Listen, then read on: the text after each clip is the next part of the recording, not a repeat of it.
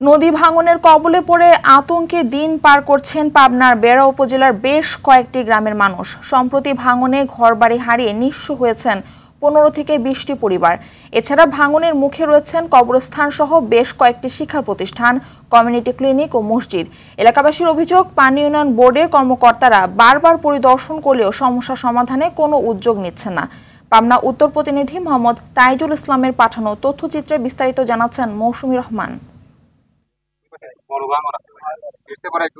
পাবনার বেড়া উপজেলার যমুনা নদীর ভাঙনের এই চিত্র প্রায় 1.5 কিলোমিটার এলাকা জুড়ে। অসময়ে এমন ভাঙনে ঘুম নেই মানুষের।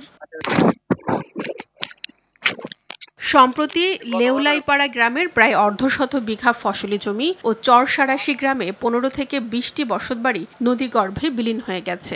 এতে বসবাসের শেষ সম্বল হারিয়ে নিঃস্ব হয়ে পড়েছেন অনেকেই। এছাড়া বেশ কয়েকটি গ্রামে নদী ভাঙনের কবলে রয়েছে অর্ধশতাধিক বসতবাড়ি সহ বিভিন্ন স্থাপনা। এলাকাবাসীর অভিযোগ, এমন পরিস্থিতিতে কোনো পদক্ষেপ নেই পানি উন্নয়ন বোর্ডের। নদীটা ছিল অনেক ফাঁকে, সেখান থেকে ভাঙতে ভাঙতে এই পর্যন্ত চলে আমাদের গরুস্থানটা পাওয়া আর কি। এই নদীর মূলত সমস্যা হলো এই নদীতে বালু উত্তোলন।